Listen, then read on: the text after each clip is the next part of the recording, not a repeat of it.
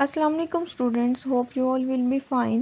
Welcome to the part 2 of video series about the chemistry of carboxylic acids. In this video we will discuss the physical properties of carboxylic acids. Then we will discuss the acidic properties of different carboxylic acids that are aliphatic and aromatic, and the factors affecting the acidity of these carboxylic acids. So let's start today's video. Part 1 में हम preparatory methods को discuss कर चुके हैं। आज हम start करने वाले हैं फिजिकल प्रॉपर्टीज से। फिजिकल प्रॉपर्टीज देख लेते हैं। लो मॉलिक्यूलर वेट एलिफेटिक जो कि चेन्स की फॉर्म में है, जो कि एरोमेटिक नहीं होते। मोनोकार्बोक्सिलिक एसिड जो हैं वो वोलाटाइल लिक्विड्स होते हैं। मीन के ऐसे लिक्विड्स होते हैं जिनके बॉइलिंग पॉइंट बहुत लो होते हैं नियर रूम टेम्परेचर, और जिसकी वजह से वो रूम टेम्परेचर पर ही वेपर्स में कन्वर्ट हो जाते हैं। और इसी वजह से इनकी जो अडर है, तो चूँकि ये वोलाटाइल हैं, वेपर्स बना देते हैं, तो इनकी जो अडर है वो शार्प इरिटेटिंग से अनप्लेजेंट तक इनकी अडर होती है। डेकानोइक एसिड और उससे हायर एसिड, मीन के 10 कार्बन वाले एसिड और उससे हायर जो एसिड्स हैं वो सॉलिड फॉर्म में एग्जिस्ट करते हैं, और उनका जो मेल्टिंग पॉइंट है वो बहुत हाई होता है, और इनकी अडर जो है वो बहुत थोड़ी होती है। मीन के ऑलमोस्ट ये अडरलेस होते हैं, क्योंकि इनकी वॉलेटिलिटी जो है वो लो है। चूँकि ये सॉलिड फॉर्म में एग्जिस्ट कर रहे हैं तो इनकी वॉलेटिलिटी लो होती है। ये पोलर सब्सटेंसेस हैं। पोलर्स मीन के इनके अंदर पॉजिटिव और नेगेटिव पोल्स होते हैं, और सेकेंडली इनके अंदर खुद भी हाइड्रोजन प्रेजेंट है, जो कि डायरेक्टली अटैच है इलेक्ट्रोनेगेटिव एटम के साथ, जो कि हमारी कंडीशन होती है हाइड्रोजन बॉन्डिंग के लिए। तो ये आपस में भी हाइड्रोजन बॉन्डिंग कर सकते हैं, और इसके अलावा ये वाटर के साथ भी हाइड्रोजन बॉन्डिंग कर सकते हैं। इसीलिए जो लोअर मेंबर्स होते हैं कार्बोक्सिलिक एसिड के, वो वाटर में रेडिली सोलूबल होते हैं।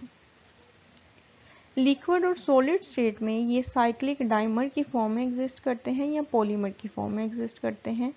डाइमर कहते हैं जिसमें दो यूनिट्स मिल के वो एक स्ट्रक्चर बना लेते हैं, और ये हाइड्रोजन बॉन्डिंग की वजह से पॉसिबल होता है। तो ये साइक्लिक डाइमर की फॉर्म में एग्जिस्ट करते हैं।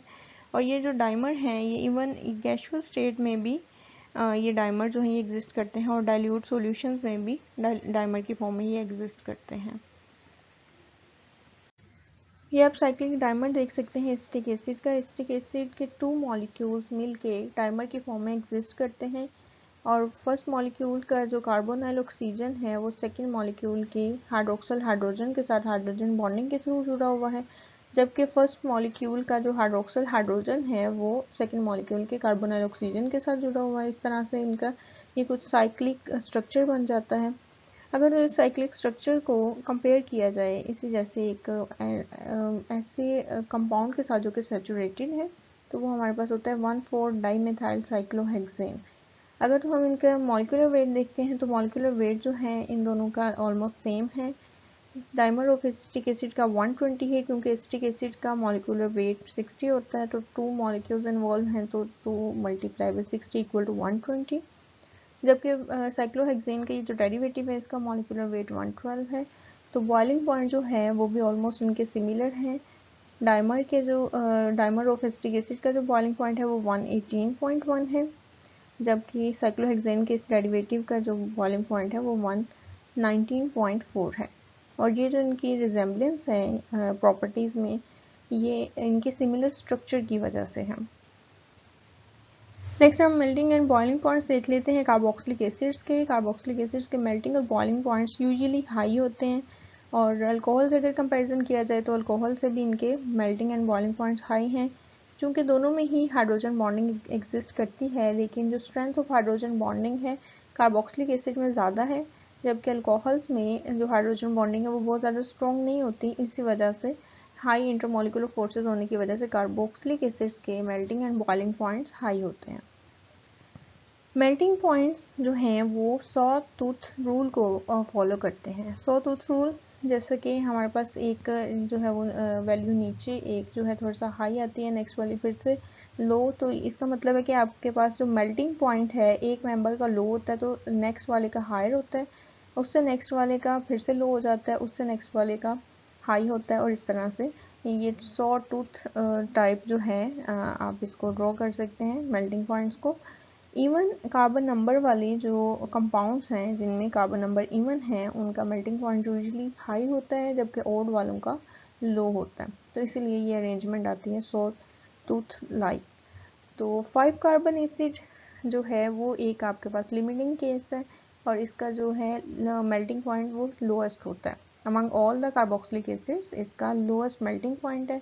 और इसको एक्सप्लेन किया जा सकता है as it is the compromise between two opposing types of interactions. दो इंटरेक्शंस हैं, एक तो हाइड्रोजन बॉन्डिंग है। हाइड्रोजन बॉन्डिंग कार्बोक्सिलिक ग्रुप में इन्वॉल्व होती है। तो जैसे जैसे कार्बोक्सिलिक के साथ आर चेन जो है वो इंक्रीज करती जाती है, वैसे वैसे हाइड्रोजन बॉन्डिंग की जो स्ट्रेंथ है वो डिक्रीज होती जाती है।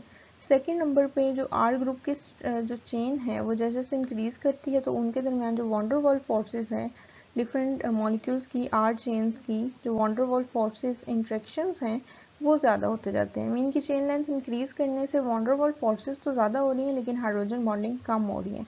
तो ये दोनों अपोजिंग फोर्सेस हैं, फोर्सेस ऑफ अट्रैक्शन है, और ये जो है ये यहाँ पर आके इन दोनों में एक कॉम्प्रोमाइज़ हो जाता है 5 कार्बन एसिड में। तो इस वजह से इसका जो मेल्टिंग पॉइंट है वो लोएस्ट होता है।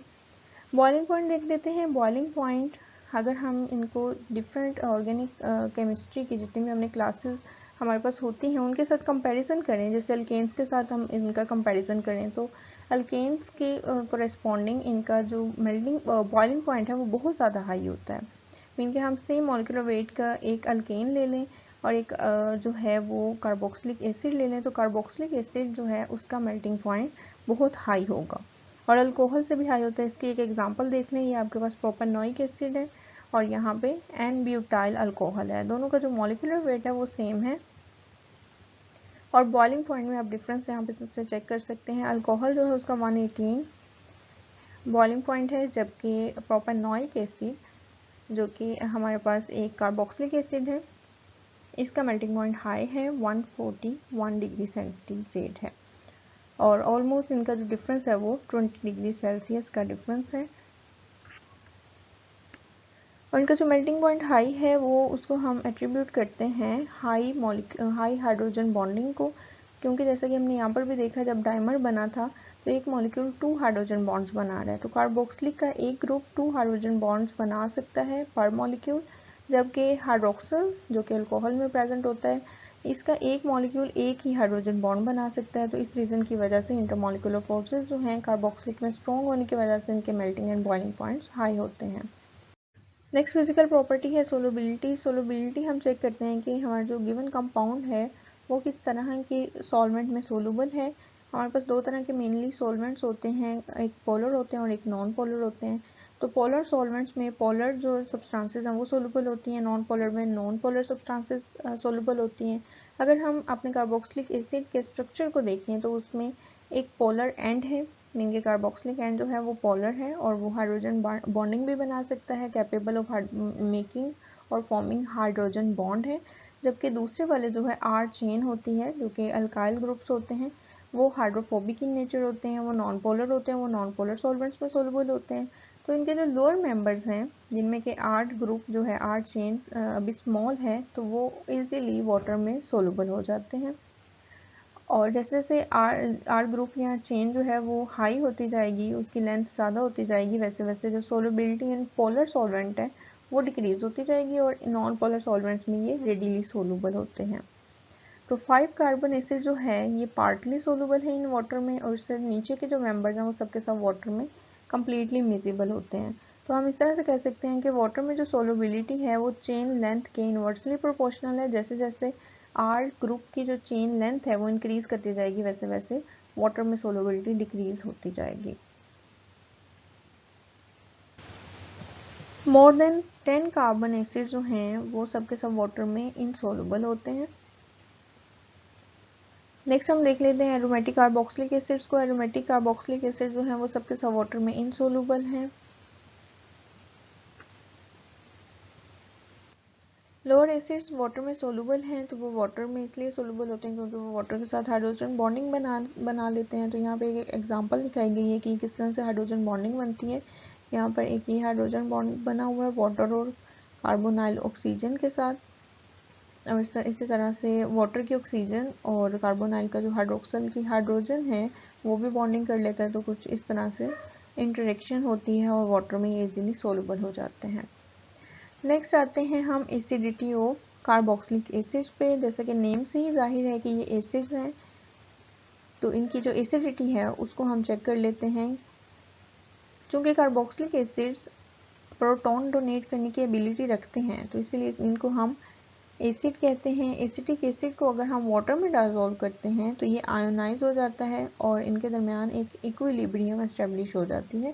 जैसे कि आप यहाँ पे देख सकते हैं, आपके पास एसिटिक एसिड है, वाटर में डिसॉल्व किया तो ये प्रोटॉन वाटर को डोनेट कर देगा, हाइड्रोनियम आयन बन जाएगा और खुद ये एक कॉन्जुगेट बेस में कन्वर्ट हो जाएगा जो कि एसीटेट आयन है।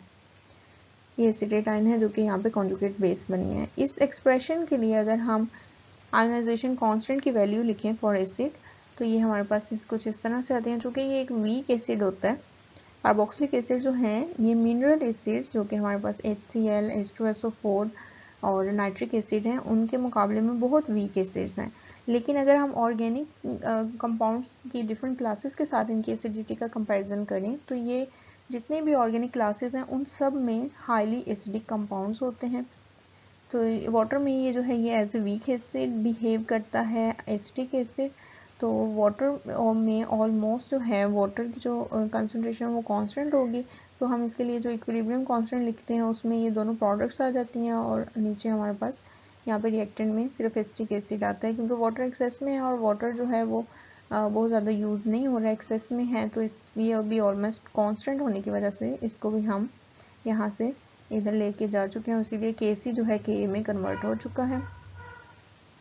तो ये हमारे पास इक्विलिब्रियम कांस्टेंट है फॉर एसिड, या इसको हम एसिडिटी कांस्टेंट भी कह सकते हैं। 0.1 molar aqua solution of acetic acid के लिए हमारे पास KA की वैल्यू होती है 1.8 मल्टीप्लाई बाय 10⁻⁵। इसी का अगर हम नेगेटिव लोग ले लें तो pKa की वैल्यू आती है जो कि 4.75 आती है इसके लिए। और उसकी जो आयोनाइजेशन है वो बहुत लो है, कम आयोनाइजेशन होती है और वो होती है 1.34% only. Each acid has its characteristic acidity constant. Her acid का एक खास एसिडिटी कांस्टेंट होता है। के की वैल्यू से हमें पता चलता है कि किसी भी एसिड की स्ट्रेंथ कितनी है। जितनी के की वैल्यू ज़्यादा होगी उतनी एसिडिटी जो एसिडिक स्ट्रेंथ है वो ज़्यादा होगी और उतनी ही जो pKa की वैल्यू है वो लो होगी। मीन के pKa की वैल्यू जितनी लो होगी या Ka की वैल्यू जितनी ज़्यादा होगी उतनी acidic strength of the relevant compound high होगी। और pKa जैसे कि मैं पहले भी बता चुकी हूँ कि ये नेगेटिव लोग है, negative log of Ka। Most unsubstituted carboxylic acids have Ka in the range of 10⁻⁴ to -5 और इस तरह से इनकी जो pKa की वैल्यू बनती है वो 4 to 5 के दरमियान में होती है और ये रिलेटिवली वीक एसिड्स कंसीडर किए जाते हैं। मिनरल एसिड्स जिनमें सल्फ्यूरिक एसिड है, हाइड्रोक्लोरिक एसिड आता है, नाइट्रिक एसिड आता है, ये बहुत स्ट्रॉन्ग एसिड्स होते हैं और ये ऑलमोस्ट कम्प्लीटली आयोनाइज हो जाते हैं इन डाइल्यूट एक्वस सॉल्यूशन। ऑल्दो ये वही बात लिखी हुई है कि आपके पास ऑर्गेनिक कंपाउंड्स में ये सबसे स्ट्रॉन्ग एसिड्स हैं, लेकिन अगर हम इनका कार्बोक्सिलिक एसिड्स का कंपैरिजन करते हैं मिनरल एसिड्स के साथ तो उनके कंपैरिजन में ये बहुत वीक एसिड्स होते हैं। डिफरेंट ऑर्गेनिक कंपाउंड्स का आपस में एसिडिटी का कंपैरिजन कर लेते हैं। कार्बोक्सिलिक एसिड्स को अगर हम फिनॉल के साथ कंपेयर करें तो फिनॉल की निस्बत कार्बोक्सिलिक एसिड जो हैं वो स्ट्रॉन्ग एसिड्स हैं। इसके रीज़न देख लेते हैं। कार्बोक्सिलिक एसिड, कोई भी एसिड तब स्ट्रॉन्ग होगा, तब स्ट्रॉन्ग कंसिडर किया जाएगा जब वो ईजीली अपना प्रोटॉन डोनेट कर दे। और सेकेंड जो हम प्रॉपर्टी देखते हैं वो ये होती है कि प्रोटॉन डोनेट करने के बाद जो स्पीशी बन रही है, जो कि हमारे पास कॉन्जुगेट बेस बनती है, वो जितनी ज़्यादा स्टेबल होगी उतना कोई भी जो एसिड है वो ज़्यादा एसिडिक होगा। तो हम जो ये जो सेकेंड वाला पॉइंट है इसको देख लेते हैं। हमारे पास ये कॉन्जुगेट बेस की जो स्टेबिलिटी वाला फैक्टर है ये मोस्ट इंपॉर्टेंट फैक्टर है।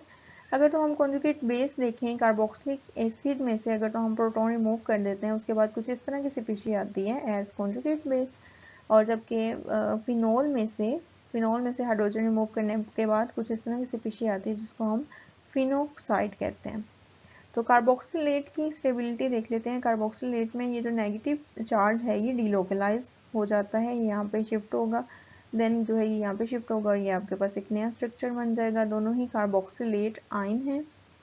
और दोनों ही हाईली स्टेबल रेजोनेटिंग स्ट्रक्चर्स हैं, क्योंकि जो नेगेटिव आयन है वो दोनों स्ट्रक्चर्स में ही हाईली इलेक्ट्रोनेगेटिव एटम के ऊपर रिसाइड कर रहा है। तो इस वजह से ये जो स्ट्रक्चर्स हैं ये हाईली इलेक्ट्रोनेगेटिव हाई स्टेबिलिटी वाले स्ट्रक्चर्स हैं। नेक्स्ट हम फिनोक्साइड के जो है रेजोनेंस स्ट्रक्चर्स उनको देख लेते हैं।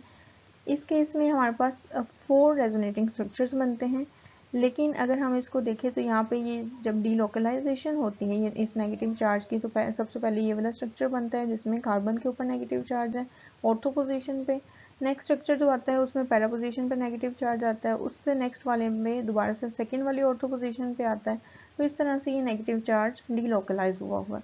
अगर तो हम देखें नंबर ऑफ रेजोनेटिंग स्ट्रक्चर तो वो फिनोक्साइड के ज़्यादा बनते हैं और कार्बोक्सिलेट वाले के कम बनते हैं। लेकिन फिनोक्साइड वाले के ये जो स्ट्रक्चर तीनों स्ट्रक्चर बने हैं जिसके ऊपर कार्बन के ऊपर नेगेटिव चार्ज है, ये सब के सब हाई स्टेबिलिटी वाले नहीं हैं, इनकी स्टेबिलिटी लो है, जिसकी वजह से ये इसको बहुत ज़्यादा स्टेबलाइज नहीं करे। जबकि कार्बोक्सिलेट के दोनों स्ट्रक्चर जिसमें negative charge high electronegative atom के ऊपर आया है, ये दोनों ही अच्छा कंट्रीब्यूट करते हैं in the delocalization of negative charge, और ये ज़्यादा स्टेबल होते हैं, जिसकी वजह से ओवरऑल जो है हमारे पास कॉन्जुगेट बेस ये वाली ज़्यादा स्टेबल होती है, ज़्यादा जो है वो इजीली फॉर्म हो जाती है। तो हमारे पास जो कार्बोक्सिलिक एसिड है वो ज़्यादा स्ट्रॉन्ग है, जबकि फिनोल जो है रिलेटिवली वीक एसिड होता है। नेक्स्ट हम कंपैरिजन करते हैं, ये हमारे पास कार्बोक्सिलिक एसिड है, ये वही वाला फिनॉल है जिसके साथ हम ऑलरेडी कंपैरिजन कर चुके हैं। देन हमारे पास वाटर है, अल्कोहल है, अल्काइन है। अल्काइन का भी जैसे कि हमें पता है कि ये एसिडिक बिहेवियर शो करते हैं, क्योंकि ये जो कार्बन है ये इलेक्ट्रोनेगेटिव होती है, sp का हाइब्रिड कार्बन, तो जिसकी वजह से इसके साथ जो डायरेक्टली अटैच्ड हाइड्रोजन है वो उसके ऊपर पार्शियल पॉजिटिव चार्ज आ जाता है और वो एज ए प्रोटॉन डोनेट किया जा सकता है। लास्ट पर हमारे पास अल्केन है। अल्केन चूँकि उसमें इजीली वो हाइड्रोजन को डोनेट नहीं करेगी, तो वो सबसे लीस्ट एसिडिक है। नेक्स्ट जो है इन सबकी कॉन्जुगेट बेसिस देखते हैं। कॉन्जुगेट बेस जो बनेगी अल्केन के केस में वो कुछ इस तरह से होगी, कार्बेनाइन होगा और ये हाईली अनस्टेबल कंपाउंड होता है, हाईली अनस्टेबल इंटरमीडिएट है, और जिसकी वजह से ये जो है ये लीस्ट एसिडिक होते हैं। नेक्स्ट हम देखते हैं अल्काइन में जो कॉन्जुगेट बेस बनती है वो कुछ इस तरह से होती है, ये रिलेटिवली अल्केन की निस्बत ज़्यादा स्टेबल है, लेकिन अभी भी ये वीक एसिड है, वीक एसिड की तरह बिहेव करेगा।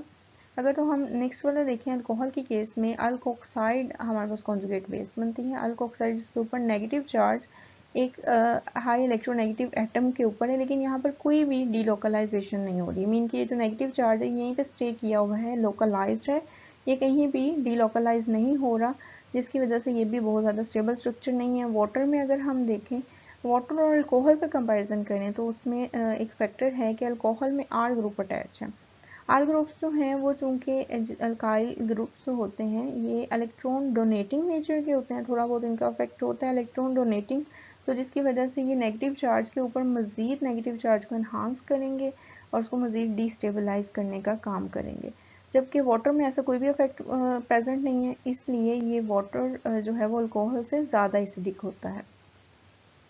नेक्स्ट हमारे पास फिनोक्साइड है, फिनॉल है, जो कि फिनोक्साइड जिसमें बनता है कॉन्जुगेट बेस, इसकी स्टेबिलिटी को हम ऑलरेडी डिस्कस कर चुके हैं, और इसी तरह से कार्बोक्सिलेट की जो स्टेबिलिटी है इसको भी हम देख चुके हैं। तो ये वाला जो कॉन्जुगेट बेस है वो सबसे ज़्यादा स्टेबल है कार्बोक्सिलेट की, देन फिनोक्साइड की, then hydroxide, then alkoxide, and then this alkynide, and last पे कार्बेनाइन। तो इसकी स्टेबिलिटी से हम कंपैरिजन करके बता सकते हैं कि इनमें से कौन सबसे ज़्यादा एसिडिक है। तो सबसे ज़्यादा एसिडिक जो है वो हमारा कार्बोक्सिलिक एसिड है। और इनका जो स्टेबिलिटी ऑर्डर, इनका जो एसिडिटी ऑर्डर है ये आप नोट कर सकते हैं। Carboxylic acids are more acidic than alcohols.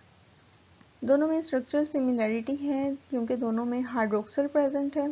फ़र्क सिर्फ ये है कि कार्बोक्सिलिक में कार्बोनाइल कार्बन के साथ प्रेजेंट है, कार्बोनाइल कार्बन के साथ अटैच है हाइड्रोक्सल, जबकि अल्कोहल में सिंपल मेथिलीन के साथ अटैच होता है हाइड्रोक्सल ग्रुप। के वैल्यू जो है एसिडिक कांस्टेंट की जो वैल्यू है वो नियरली 10⁻⁵ है कार्बोक्सिलिक के लिए। जबकि अल्कोहल के लिए जो इसकी वैल्यू है वो 10⁻⁻16 है, जो कि बहुत लो वैल्यू है।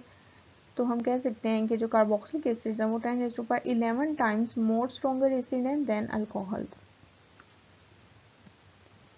ये हम ऑलरेडी इसकी डीलोकलाइजेशन देख चुके हैं कार्बोक्सिलेट आयन की। ये इसका रेजोनेंस हाइब्रिड बनाया हुआ है, मीन के ये जो डॉट्स के साथ शो करवाया हुआ है ये शो कर रहा है कि जो नेगेटिव चार्ज है वो इस तरह से इन एटम्स के दरमियान में डीलोकलाइज हुआ है।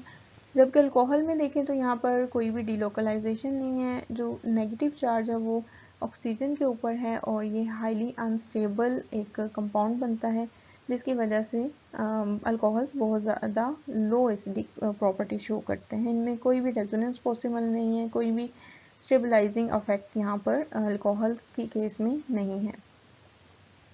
एसिडिक प्रॉपर्टी को डिटरमिन करने के लिए, जैसे कि मैंने पिछली स्लाइड में बताया कि आप कुछ जो फैक्टर्स को कंसीडर करते हैं उनमें सबसे पहला फैक्टर होता है ease of donation of proton, कि कितना इजीली वो प्रोटॉन डोनेट कर सकता है।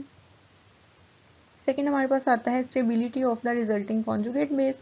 अब ये जो कॉन्जुगेट बेस है इसकी स्टेबिलिटी हम देखते हैं कि ये जो नेगेटिव चार्ज आता है वो आइदर इलेक्ट्रॉन विड्रॉइंग ग्रुप्स के थ्रू इंडक्टिवली, जो कि इंडक्टिव इलेक्ट्रॉन विड्रॉइंग ग्रुप्स होते हैं उनके थ्रू डीलोकलाइज हो जाए, या रेजोनेंस इफेक्ट के थ्रू डीलोकलाइजेशन उसकी हो जाए। मीन कि कोई भी इलेक्ट्रॉन विड्रॉइंग ग्रुप अगर तो अटैच है साथ में, जो कि उस नेगेटिव चार्ज को डीलोकलाइज करवा सकता है, उसको वहाँ से मीन कि उसका जो चार्ज है उसकी लोकलाइजेशन को ख़त्म कर सकता है, तो वो इसकी एसिडिक प्रॉपर्टी को एनहांस करने का काम करेगा। तो resonance hybrid of two equivalent canonical forms, ये जितने भी रेजोनेंस फॉर्म्स बनते हैं इनको हम कैनोनिकल फॉर्म्स कहते हैं और इनको इस एरो के ज़रिए हम आपस में मिलाते हैं कैनोनिकल फॉर्म्स को। तो two equivalent canonical forms is more stable than the resonance hybrid of two non-equivalent canonical forms। ये दोनों canonical forms में अगर हम देखें कार्बोक्सिलेट वाली, ये दोनों equivalent हैं, तो इनका जो resonance hybrid है वो ज़्यादा stable होगा। बहुत ही इंपॉर्टेंट जो है पॉइंट है कि आपके पास इलेक्ट्रॉन विड्रॉइंग ग्रुप्स जो हैं, इलेक्ट्रॉन विड्रॉइंग ग्रुप्स वो कॉन्जुगेट बेस को स्टेबलाइज करने का काम करते हैं। मीन के वो कॉन्जुगेट बेस के ऊपर जो नेगेटिव चार्ज है उसको अपने ऊपर डीलोकलाइज करवा लेते हैं, उसको डिस्पर्स कर देते हैं नेगेटिव चार्ज को, जिसके रिजल्ट में आपका जो है कॉन्जुगेट बेस वो ज़्यादा स्टेबल हो जाता है। जितना चार्ज अकोमुलेट होगा किसी जगह पे उतनी वो स्पीशीज ज़्यादा जो है वो अनस्टेबल होगी, डिस्टेबलाइज हो जाएगी। जितना उस चार्ज को डीलोकलाइज करवाया जाएगा, आइदर वो पॉजिटिव चार्ज है या नेगेटिव चार्ज है, जितना उसको डीलोकलाइज करवाया जाएगा पूरे मॉलिक्यूल के ऊपर उतनी वो स्पीशीज ज़्यादा स्टेबल होगी। तो अगर तो इलेक्ट्रॉन विड्रॉइंग ग्रुप्स अटैच है कॉन्जुगेट बेस के साथ, तो वो तो नेगेटिव चार्ज को डिस्पर्स कर देंगे, डीलोकलाइज कर देंगे, तो वो इसकी स्टेबिलिटी को एनहांस करेंगे। जबकि इलेक्ट्रॉन डोनेटिंग ग्रुप्स जो हैं वो इलेक्ट्रॉन डोनेट करेंगे तो वो नेगेटिव चार्ज को मज़ीद एनहांस करेंगे, इंटेंसीफाई करेंगे, तो जिसकी वजह से वो उनको डिस्टेबलाइज कर देंगे। तो यहाँ पे ये जनरल से लिखा हुआ है कि जितने number of electronegative atom alpha carbon के ऊपर इंक्रीज करते जाएंगे उतनी एसिडिक स्ट्रेंथ कार्बोक्सिलिक एसिड्स की ज़्यादा होती जाएगी। अल्फा कार्बन, अब चूंकि ये कार्बोक्सिलिक एसिड है, आपके पास कार्बोक्सिलिक ग्रुप है, इसके साथ वाली जो कार्बन है उसको हम अल्फा कार्बन कहते हैं। तो उसके ऊपर आप इलेक्ट्रोनेगेटिव ग्रुप से इंट्रोड्यूस करवाते जाएं तो उतनी उसकी जो एसिडिटी है वो इंक्रीज करती जाएगी। इलेक्ट्रोनेगेटिव ग्रुप्स एक्चुअल में इलेक्ट्रॉन विड्रॉइंग नेचर के होते हैं, तो इलेक्ट्रॉन विड्रॉइंग नेचर की वजह से वो रिजल्टिंग कॉन्जुगेट बेस को स्टेबलाइज करेंगे, जिसकी वजह से एसिडिक प्रॉपर्टी जो है वो इन्हांस हो जाएगी इस कंपाउंड की। कंपैरिजन कर लेते हैं, यहाँ पे हमारे पास सिंपल एसिटिक एसिड है, उसकी पीके वैल्यू आप देख सकते हैं, और ये याद रखिएगा कि जो पीके वैल्यू है वो एसिडिक स्ट्रेंथ के इनवर्स होती है। मीन के पीके वैल्यू जितनी स्मॉल होती जाएगी उतनी एसिडिक स्ट्रेंथ ज़्यादा होती जाएगी। तो यहाँ पे एसिटिक एसिड है। नेक्स्ट हमारे पास क्लोरो एसिटिक एसिड है, जिसमें अल्फा पोजीशन पे एक हाइड्रोजन को हमने रिप्लेस करवा दिया हुआ है एक क्लोरीन ग्रुप के साथ। नेक्स्ट हमारे पास है डाइक्लोरो एसिटिक एसिड, जिसमें 2 हाइड्रोजन्स को रिप्लेस करवाया है 2 क्लोरीन एटम्स के साथ। नेक्स्ट ट्राइक्लोरो है, जिसमें 3 के 3 हाइड्रोजन्स अल्फा पोजीशन वाले जो हैं उनको 3 क्लोरीन्स के साथ रिप्लेस करवा दिया गया है। पीके वैल्यू आप देख सकते हैं डिक्रीज होती जा रही है, और पीके वैल्यू डिक्रीज होने का मतलब है कि एसिडिक बिहेवियर जो है, एसिडिक प्रॉपर्टी वो इंक्रीज होती जा रही है। तो आप देख सकते हैं ये जो हमारे पास ये सेकंड वाला कंपाउंड है इसकी 2.85 है, और ये एसिटिक एसिड से ऑलमोस्ट 100 टाइम स्ट्रॉन्गर एसिड है। नेक्स्ट इसी तरह हमारे पास डाइक्लोरो है और ट्राइक्लोरोस्टिक एसिड, ये इतना स्ट्रॉन्ग एसिड है जितना कि हमारे पास कोई भी मिनरल एसिड होता है। मिनरल एसिड बहुत स्ट्रॉन्ग एसिड्स होते हैं और इस केस में सिर्फ इलेक्ट्रॉन विड्रॉइंग ग्रुप से अटैच करने की वजह से हमारे पास ये ऑर्गेनिक एसिड्स भी जो कार्बोक्सिलिक एसिड है वो भी इतना स्ट्रॉन्ग हो गए हैं जितना कि स्ट्रेंथ होती है किसी भी मिनरल एसिड की, जैसे कि hydrochloric acid. Factors affecting the acidic property of different carboxylic acids, हम इसको स्टडी कर रहे हैं। फर्स्ट फैक्टर हम देख चुके हैं कि जितने नंबर ऑफ इलेक्ट्रोनेगेटिव ग्रुप्स हम इंक्रीज करते जाएंगे उतनी एसिडिक स्ट्रेंथ एनहांस होती जाएगी। सेकेंड फैक्टर है हम जितनी electronegativity of the atom attached at the alpha carbon increase करते जाएंगे उतनी एसिडिक स्ट्रेंथ ज़्यादा होती जाएगी। मीन के अल्फा कार्बन के ऊपर अटैच होने वाला जो एटम है उसकी हम इलेक्ट्रोनेगेटिविटी एनहांस करते जाएं। फॉर एग्जांपल आपके पास यहाँ पर है फ्लोरीन ग्रुप, आपने फ्लोरीन एटम जो है वो अटैच करवाया हुआ है अल्फा कार्बन पे। नेक्स्ट एग्जांपल में हमने क्लोरीन अटैच करवाया हुआ है, नेक्स्ट में ब्रोमीन अटैच करवाया हुआ है और लास्ट पे आयोडीन अटैच करवाया हुआ है। हमें पता है फ्लोरीन की इलेक्ट्रोनेगेटिविटी सबसे ज़्यादा है, then chlorine, then bromine and then iodine. तो हमने जब हाईली इलेक्ट्रोनेगेटिव एटम इंट्रोड्यूस करवाया तब एसिडिक प्रॉपर्टी, एसिडिक बिहेवियर जो है वो सबसे ज़्यादा था, ये हाईली एसिडिक कंपाउंड था। नेक्स्ट जब हमने क्लोरीन वाला इंट्रोड्यूस करवाया तो उसकी एसिडिटी इससे थोड़ा सा कम हो गई, लेकिन अभी भी वो ब्रोमीन वाले डेरिवेटिव से ज़्यादा है जिसमें हमने ब्रोमीन को इंट्रोड्यूस करवाया, तो इस तरह से इसकी जो है एसिडिक बिहेवियर, इलेक्ट्रोनेगेटिविटी कम होने की वजह से एसिडिक बिहेवियर भी कम होता चला जाता है। इनकी अब जो वैल्यूज़ हैं इन एसिड्स की डिफरेंट यहाँ से देख सकते हैं और कंपैरिजन कर सकते हैं। ये फ्लोरीन वालों की वैल्यू है, देन क्लोरीन वाले की पीके वैल्यू डिक्रीज होगी क्योंकि उसकी एसिडिक बिहेवियर जो है वो डिक्रीज हो गया। देन ब्रोमीन वाले का उससे भी इंक्रीज होगी ये वैल्यू, तो ये डिनोट कर रहा है कि एसिडिक पावर जो है वो डिक्रीज हो गई है। और लास्ट वाला आयोडोस्टिक एसिड की पीके वैल्यू उससे भी स्मॉल है। नेक्स्ट जो फैक्टर है वो है distance of electronegative atom from donatable proton. Mean के जहाँ पर कार्बोक्सिलिक ग्रुप लगा हुआ है, जहाँ से प्रोटॉन ने डोनेट होना है, उससे जितना आप दूर लेके जाते जाएंगे इलेक्ट्रोनेगेटिव एटम को उतनी आपकी जो एसिडिक बिहेवियर है वो स्मॉल होता जाएगा। तो जितना इलेक्ट्रोनेगेटिव एटम आप दूर लेके जाएंगे कार्बोक्सिलिक ग्रुप में के करीब से उतनी ही एसिडिक स्ट्रेंथ जो है वो कम होती जाएगी। एग्जांपल देख लेते हैं। ये हमारे पास अल्फा पोजीशन पे एक क्लोरीन एटम अटैच है, इलेक्ट्रोनेगेटिव एटम जो है। नेक्स्ट एग्जांपल में हमारे पास ये बीटा पोजीशन है जहाँ पर क्लोरीन अटैच है, नेक्स्ट में गामा पोजीशन पे क्लोरीन अटैच है। तो और इसका हम कंपैरिजन कर लेते हैं सिंपल ब्यूटारिक एसिड के साथ, जो कि जिसके डेरिवेटिव हमने ये सब लिए हैं। सिंपल ब्यूटारिक एसिड है, देन हमने उसके डेरिवेटिव लिए हैं जिसमें अल्फा के ऊपर अटैच है, देन बीटा के ऊपर क्लोरीन एटम अटैच है, देन गामा के ऊपर एक क्लोरीन एटम अटैच है। इन सब के जो पीके वैल्यू है उनका कंपैरिजन कर लेते हैं। तो ये जिसमें एक अल्फा पोजीशन पे क्लोरीन एटम है, इसकी पीके वैल्यू सबसे स्मॉल है, मीन कि ये सबसे ज़्यादा एसिडिक है। देन जो है बीटा वाले की आती है, देन गामा वाले की आती है, और उसमें उससे भी हाई जो है पीके वैल्यू वो ब्यूटाइरिक एसिड की है जिसके ऊपर कोई भी इलेक्ट्रोनेगेटिव एटम नहीं लगा हुआ। तो ब्यूटाइरिक एसिड जिसके ऊपर कोई भी इलेक्ट्रोनेगेटिव एटम नहीं लगा हुआ, इसकी पीके वैल्यू सबसे ज़्यादा है, मीन कि ये सबसे ज़्यादा सबसे कम एसिडिक है, इसकी जो एसिडिटी है वो सबसे लो है। अल्फा डेरिवेटिव जो है इसकी एसिडिटी, इसकी जो एसिडिक पावर है वो 100 टाइम्स है देन ब्यूटाइरिक एसिड। बीटा वाले की 6 टाइम्स है देन ब्यूटाइरिक एसिड, और गामा वाले की ट्वाइस है, ऑलमोस्ट ट्वाइस है ऑफ ब्यूटाइरिक एसिड। तो हमने इफेक्ट देख लिया डिफरेंट तरह के जो इलेक्ट्रोनेगेटिव एटम्स हैं और इलेक्ट्रोनेगेटिव एटम्स कहाँ कहाँ पे अटैच होंगे, तो वो किस किस तरह से एसिडिक बिहेवियर को चेंज करेंगे, एसिडिक प्रॉपर्टीज़ को चेंज करेंगे। नेक्स्ट देख लेते हैं methyl groups decrease acidity. Because methyl group को जैसे मैंने पहले भी बताया कि हाइपर कॉन्जुगेशन के through electron donating affect show करता है, तो जिसकी वजह से ये कॉन्जुगेट बेस को डिस्टेबलाइज करेगा। जैसे कि हम यहाँ पर भी देख सकते हैं दो एसिड्स हमने लिए हुए हैं, एक एसिटिक एसिड है, एक सिंपल फॉर्मिक एसिड है। एसिटिक एसिड में मिथाइल लगा हुआ है, फॉर्मिक एसिड में हाइड्रोजन लगा हुआ है। हाइड्रोजन का ऐसा कोई भी खास अफेक्ट नहीं होता, neither electron withdrawing nor electron donating.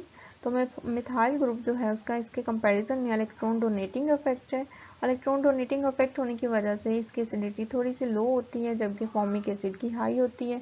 Formic acid की हम पीके वैल्यू देख लेते हैं, 3.75 है, जो कि स्मॉलर देन 4.75 जो कि पीके वैल्यू है एसिटिक एसिड की। और जितनी पीके वैल्यू कम होगी उतनी एसिडिटी जो है वो ज़्यादा होगी। तो एसिटिक एसिड जो है वो 10 टाइम वीकर एसिड है देन फॉर्मिक एसिड। नेक्स्ट हम बात करते हैं डाई कार्बोक्सिलिक एसिड्स की। डाई कार्बोक्सिलिक एसिड्स जिसमें के 2 कार्बोक्सिलिक ग्रुप अटैच होते हैं। इसकी डिफरेंट तरह के एग्जांपल्स हैं ये, जैसे कि यहाँ पे दिखाया गया है। ऑक्सैलिक एसिड है, मेलोनिक एसिड है और सक्सिनिक एसिड है। ऑक्सैलिक एसिड में 2 कार्बोक्सिलिक एसिड्स आपस में डायरेक्टली अटैच होते हैं। मेलोनिक एसिड में उसके सेंटर में एक मैथिलीन ग्रुप होता है, जबकि सक्सिनिक में 2 मैथिलीन ग्रुप 2 कार्बोक्सिलिक एसिड्स के दरमियान में होता है।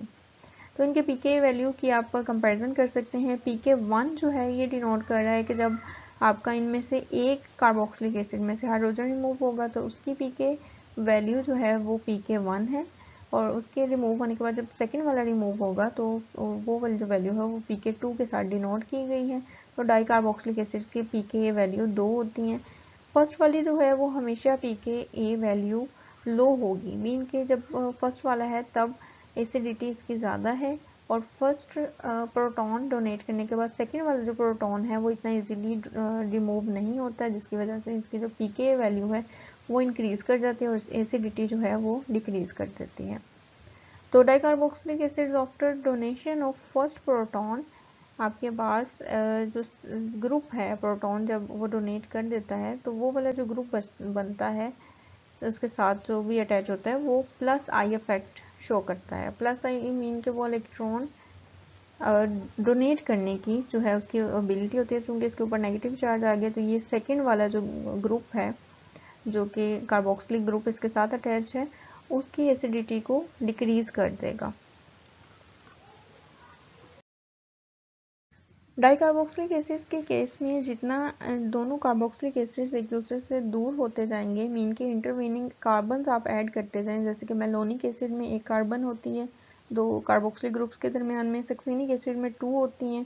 तो जितनी आप कार्बन इंक्रीज करते जाते हैं उतना इन दोनों का एक दूसरे के ऊपर जो अफेक्ट है वो डिक्रीज हो जाता है, जिसकी वजह से जो ऑक्सैलिक एसिड है वो बहुत ज़्यादा स्ट्रॉन्ग एसिड है, मेलोनिक एसिड उससे वीकर एसिड है, और जो सक्सिनिक एसिड है वो उससे भी वीक एसिड कंसीडर किया जाता है।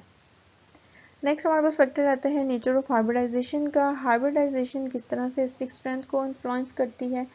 जितना एस करेक्टर ज़्यादा होता जाता है हाइब्रिड ऑर्बिटल्स में, उतनी उनकी इलेक्ट्रोनेगेटिविटी ज़्यादा होती है, उतनी उनकी जो एसिडिक पार है उस कंपाउंड की वो ज़्यादा होती जाती है। फॉर एग्जांपल हमारे पास यहाँ पे एक विनाइल एसिटिक एसिड की एग्जांपल है, एक इथाइनाइल एसिटिक एसिड की एग्जांपल है। मीन के एसिटिक एसिड ही था, उसमें हाइड्रोजन की जगह पे यहाँ पे हमने इथाइनाइल ग्रुप इंट्रोड्यूस करवाया हुआ है, और इस वाले केस में विनाइल ग्रुप इंट्रोड्यूस करवाया हुआ है। विनाइल में चूंकि sp2 हाइब्रिडाइजेशन होती है, डबल बॉन्ड है तो sp2 हाइब्रिडाइजेशन है। इथाइनाइल में sp हाइब्रिडाइजेशन है, sp में जो s करेक्टर है वो 50% होता है, sp2 में जो s करेक्टर है वो 33% होता है। तो ज़्यादा इलेक्ट्रोनेगेटिव जो है इथेनाइल वाला है। ज़्यादा इलेक्ट्रोनेगेटिविटी की वजह से ये इलेक्ट्रॉन्स को यहाँ से रिमूव करता है और इस एसिड को ज़्यादा एसिडिक बना देता है। तो इसकी जो पीके वैल्यूज़ का कंपैरिजन देख लेते हैं। इथाइनाइल वाला जो डेरिवेटिव है इसकी पीके वैल्यू स्मॉल है और ये ज़्यादा एसिडिक है, जबकि विनाइल डेरिवेटिव जो है इसकी पीके वैल्यू लार्ज है और ये रिलेटिवली वीक एसिड है। नेक्स्ट हमारे पास आता है phenyl acetic acid and acetic acid. Mean कि अब हमने एसिटिक एसिड का कौन सा डेरिवेटिव ले लिया कि हमने यहाँ से हाइड्रोजन को रिमूव करवा के एक फिनाइल ग्रुप इंट्रोड्यूस करवा दिया, तो ये फिनाइल डेरिवेटिव है एसिटिक एसिड का। इन दोनों का आपस में कंपैरिजन करते हैं तो इस केस में ये होता है कि आपका जो एसिटिक एसिड है फिनाइल वाला उसकी एसिडिक जो स्ट्रेंथ है वो थोड़ी सी ज़्यादा है as compare to the acetic acid, क्योंकि इलेक्ट्रॉन विड्रॉइंग इंडक्टिव इफेक्ट है फिनाइल ग्रुप का, जिसकी वजह से इसकी एसिडिटी को इंक्रीज कर देता है। Substituents of formic acid with phenyl group. Mean के अब हमने फॉर्मिक एसिड का डेरिवेटिव लिया है विद फिनाइल। फॉर्मिक एसिड के जो हाइड्रोजन है उसको हमने रिप्लेस करके यहाँ पर एक फिनाइल ग्रुप इंट्रोड्यूस करवा दिया है। और एक्चुअल में ये जो एसिड बना है ये बहुत कॉमन एसिड है जो कि बेंजोइक एसिड है। ये सिंपलेस्ट एरोमेटिक एसिड है हमारे पास। तो इस केस में जो फॉर्मिक एसिड है उसकी एसिडिक स्ट्रेंथ हाई होती है then benzoic acid.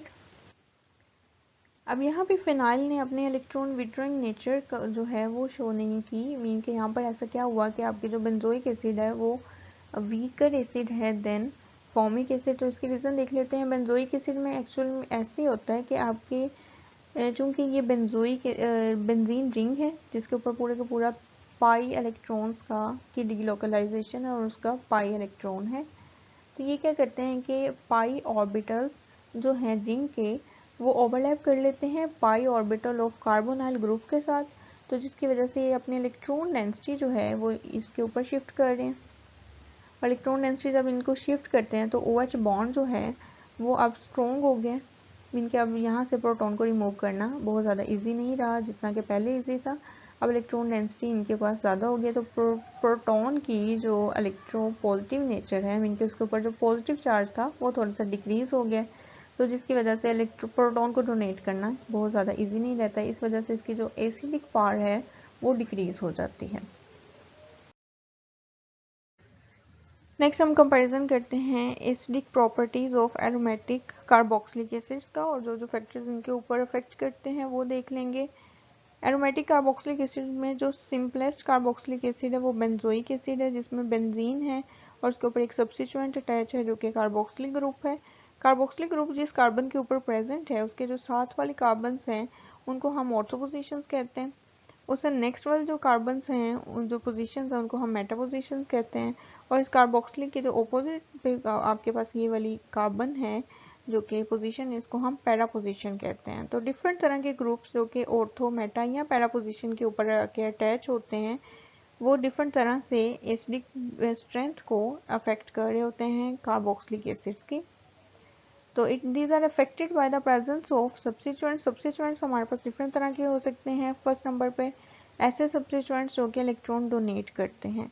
Electron donate करते हैं तो वो एक तरह से तो इलेक्ट्रॉन डोनेट करने की वजह से रिंग को इलेक्ट्रॉन रिच कर रहे हैं और इसका जो अटैक है मीन के इसको एक्टिव कर रहे हैं towards the electrophilic substitution reaction.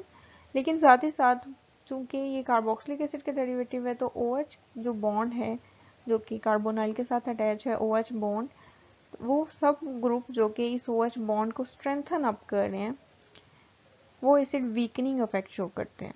तो ये चूंकि इलेक्ट्रॉन डोनेट करते हैं तो ये इस बॉन्ड को स्ट्रेंथन कर रहे हैं तो जिसकी वजह से एसिड वीकनिंग ग्रुप्स भी हम इनको कहते हैं। सेकेंड नंबर पे हमारे पास वो वाले सब्स्टिट्यूएंट्स होते हैं जो कि इलेक्ट्रॉन विड्रॉ करते हैं और जब वो इलेक्ट्रॉन विड्रॉ करते हैं तो वो एक तरह से तो वो डीएक्टिवेट कर रहे हैं रिंग को टुवर्ड्स इलेक्ट्रोफिलिक सब्स्टिट्यूशन रिएक्शन।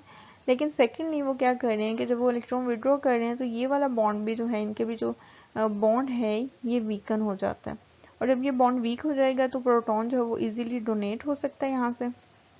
तो ये एक तरह से एसिड स्ट्रेंथनिंग ग्रुप्स भी कहलाते हैं।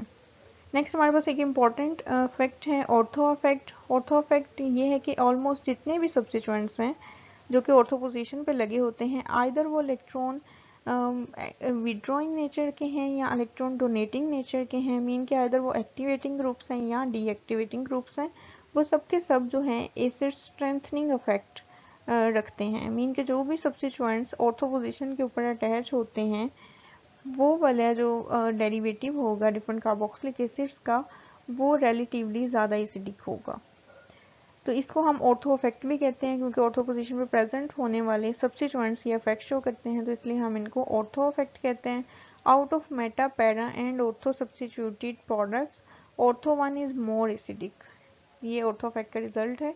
तो एक रीज़न इसकी ये भी है कि स्टीरिक हिंड्रेंस ऑफ रेजोनेंस जो है स्टीरिक इनहिबिशन ऑफ रेजोनेंस एक इसकी रीज़न हो सकती है कि आपका जो रेजोनेंस हो रही है वो स्टीरिकली इनहिबिट हो जाती है due to the presence of groups at the ortho position. तो यह हम यहाँ पे इसकी जो है एग्जांपल देख लेते हैं। नाइट्रो ग्रुप्स ऐसे ग्रुप होते हैं जो कि इलेक्ट्रॉन विड्रॉइंग नेचर का होता है। इलेक्ट्रॉन डेफिशिएंट होता है इलेक्ट्रॉन विड्रॉइंग नेचर का तो ये इलेक्ट्रॉन विड्रॉ करने की वजह से आपकी रेलिवेंट जो कार्बोक्सिलिक एसिड है उसकी एसिडिटी को डिक्रीज करेगा। अब अगर तो ये ऑर्थो पोजीशन पे लगा हुआ है, एक ये डेरिवेटिव हो सकता है, एक इसका मेटा वाला डेरिवेटिव हो सकता है, एक पैरा वाला हो सकता है। सेकेंडली हमारे पास इसके डेरिवेटिव्स हैं जिसमें दो मेटा पोजिशंस, जो दोनों मेटा पोजिशंस हैं उनके ऊपर दो नाइट्रो ग्रुप्स अटैच हैं। और जबकि दो नाइट्रो ग्रुप्स अटैच हैं, मीन के दो इलेक्ट्रॉन डेफिशिएंट ग्रुप अटैच हैं, तो इसको सबसे ज़्यादा एसिडिक होना चाहिए था। लेकिन यहाँ पे हम देख सकते हैं ये जो ऑर्थो पोजीशन पे सिर्फ एक ही नाइट्रो ग्रुप अटैच है, ये इससे भी ज़्यादा एसिडिक है। तो ये यहाँ पे ऑर्थो अफेक्ट जो है वो शो हो रहा है। नाइट्रो ग्रुप जो कि ऑर्थो पोजीशन पे है, ये वाला डेरिवेटिव, इसकी पीके वैल्यू सबसे लो है और ये सबसे ज़्यादा एसिडिक है। जबकि ऐसा सब्स्टिट्यूएंट या ऐसा डेरिवेटिव जिसमें दो नाइट्रो ग्रुप्स लगे हुए हैं, देन वो वाला आता है कि वो ज़्यादा एसिडिक है। वो इससे तो कम है ऑर्थो वाले से, लेकिन बाकियों से ज़्यादा एसिडिक है। नेक्स्ट हमारे पास आता है पैरा वाला सब्स्टिट्यूएंट। पैरा वाला जो है डेरिवेटिव, देन उसकी वैल्यू जो है वो इससे लो होती है लेकिन बाकियों से हाई होती है। देन हमारे पास मेटा वाला आता है इस ऑर्डर में। लास्ट पे हमारे पास वो वाला सिंपल कार्बोक्सिलिक एसिड है जिसके ऊपर कोई भी इलेक्ट्रॉन विड्रॉइंग ग्रुप नहीं अटैच और इसकी एसिडिटी सबसे लो है। मेन केस यहाँ पे हमने दो तीन फैक्टर्स देखे कि एक तो इलेक्ट्रॉन विड्रॉइंग ग्रुप अटैच होने की वजह से एसिडिटी इंक्रीज होती है। सेकेंडली ऑर्थो पोजीशन पर वो वाला ग्रुप अटैच होने की वजह से वो उसकी एसिडिटी को बहुत ज़्यादा इन्हांस कर देता है, सबसे ज़्यादा इन्हांस कर देता है। डीलोकलाइजेशन देख लेते हैं इलेक्ट्रॉन्स की। इलेक्ट्रॉन्स जब कार्बोक्सिलेट आयन बनता है तो इलेक्ट्रॉन्स की डीलोकलाइजेशन कुछ इस तरह से होती है कि ये वाला जो बॉन्ड है यहाँ पे शिफ्ट हुआ और ये वाला ऊपर शिफ्ट हुआ, एक ये आपके पास रेजोनेटिंग स्ट्रक्चर बना। नेक्स्ट जो है ये वाला जो पॉजिटिव चार्ज है ये डीलोकलाइज करेगा इस पूरे रिंग में, और ये सब जो है रेजोनेटिंग स्ट्रक्चर्स पॉसिबल है, एरो हेड से दिखाए गए हैं, सिंपल स्ट्रक्चर्स हैं। तो ये इस तरह से इलेक्ट्रॉन जो है वो डीलोकलाइज होते हैं in the resulting conjugate base. Next हम एक एग्जांपल देख लेते हैं जिसमें एक इलेक्ट्रॉन डोनेटिंग ग्रुप अटैच है जो कि हाइड्रोक्सल है। हाइड्रोक्सल की हम नेचर देख लेते हैं। इंडक्टिव इफेक्ट जो है इसका इलेक्ट्रॉन विड्रॉइंग होता है, मीन के ऑक्सीजन बहुत ज़्यादा इलेक्ट्रोनेगेटिव एटम है तो जिसकी वजह से ये electron withdrawing inductive effect show करता है। जबकि इसका जो रेजोनेंस इफेक्ट है वो इलेक्ट्रॉन डोनेटिंग होता है क्योंकि ऑक्सीजन के ऊपर लोन पेयर प्रेजेंट है, तो जिसकी वजह से वो जो इलेक्ट्रॉन्स हैं वो डीलोकलाइज हो सकते हैं। तो इंडक्टिव इफेक्ट जो है वो डिस्टेंस जैसे जैसे इंक्रीज होगा कार्बोक्सिलिक ग्रुप से, जैसे से ज़्यादा दूर जाता जाएगा ये वाला ग्रुप, उतना वैसे वैसे इंडक्टिव इफेक्ट डिक्रीज होता जाएगा। मीन के ऑर्थो पोजीशन पे इंडक्टिव इफेक्ट सबसे ज़्यादा होगा, देन मेटा पे उससे कम होगा, पैरा पे सबसे कम होगा। और जो रेजोनेंस इफेक्ट है वो ऑर्थो और पैरा पोजीशन पे प्रोमिनेंट होता है। मेटा पे रेजोनेंस इफेक्ट जो है वो प्रोमिनेंट नहीं होता, क्योंकि अगर आपको याद हो तो लास्ट स्लाइड में हमने जो रेजोनेटिंग स्ट्रक्चर्स देखे हैं तो उसके ऊपर जो आपका चार्ज डीलोकलाइज हो रहा है रिंग के ऊपर, तो वो चार्ज जो है वो आइदर ऑर्थो पोजीशन पे आ रहा है या पैरा पोजीशन पे आ रहा है, मेटा पे नहीं आ रहा। तो रेजोनेंस इफेक्ट जो है वो या तो ऑर्थो पे शो होता है या पैरा पे शो होता है, मेटा पे शो नहीं होता। तो अब एग्जांपल की तरफ आते हैं। ये आपके पास डेरिवेटिव्स हैं, डिफरेंट तरह के बेंजोइक एसिड के डेरिवेटिव्स हमने लिए जिसके ऊपर हाइड्रोक्सी ग्रुप हमने अटैच कर दिया।